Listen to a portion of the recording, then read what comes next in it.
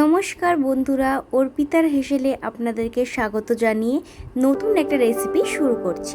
আজকে আমি আপনাদের সাথে শেয়ার করব নিরামিষ আলু পনিরের তরকারি। পনির খেতে কম বেশি আমরা সকলেই পছন্দ করি।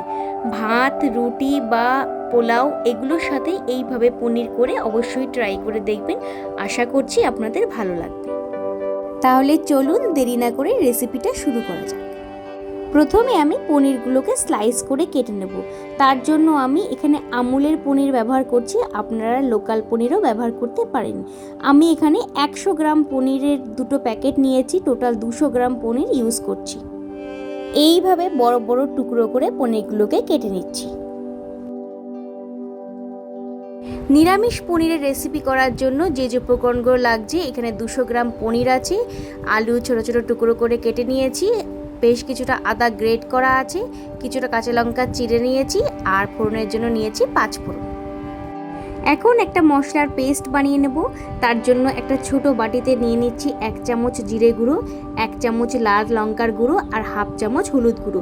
সামান্য জল দিয়ে একটা স্মুথ পেস্ট তৈরি করে নেব।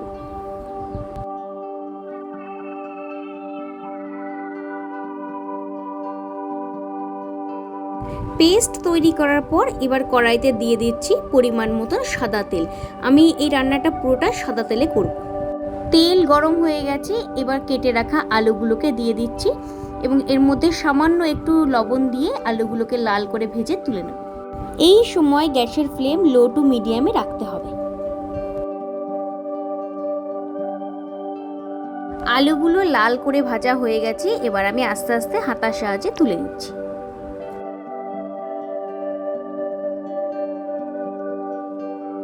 আলুগুলো তুলে নেবার পর ওই তেলের মধ্যেই আমি একটু লবণ দিয়ে ভালোভাবে নাড়াচাড়া করে এইবার কিন্তু পনিরগুলোকে দিয়ে দিচ্ছি এবং সামান্য একটু এপিট ওপিট লাল লাল করে ভেজে পনিরগুলোকে আমি তুলে নেব।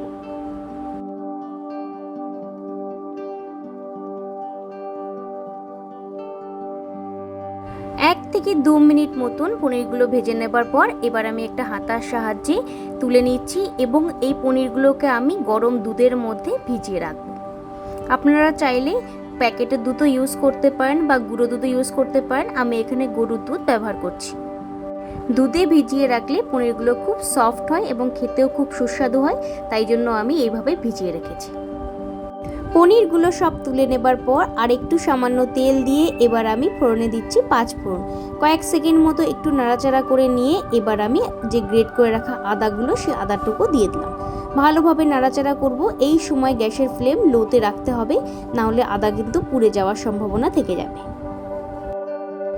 আদা ভেজে নেবার পর এবার আমি এর মধ্যে চিড়ে রাখা কাঁচা লঙ্কা দিয়ে দিচ্ছি। 1 থেকে 2 মিনিট মতন কাঁচা লঙ্কা ভেজে নেব। কাঁচা লঙ্কা একটু ফ্রাই হয়ে যাবার পর এবার যে মশলার পেস্টটা তৈরি করেছিলাম সেই পেস্টটা দিয়ে দিলাম।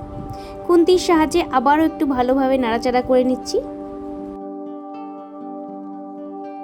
মোটামুটি 3 থেকে 4 মিনিট মতন মশলাটা নাড়াচাড়া করার পরে ভেজে রাখা আলুগুলো এর মধ্যে দিয়ে দিলাম। আলুর সাথে মশলা ভালোভাবে মিশিয়ে নেব যাতে আলুর মধ্যে মশলাগুলো ঢুকে যায়। গ্যাসের ফ্লেম লোতে রেখে ভালোভাবে আমাদেরকে ভেজে নিতে হবে।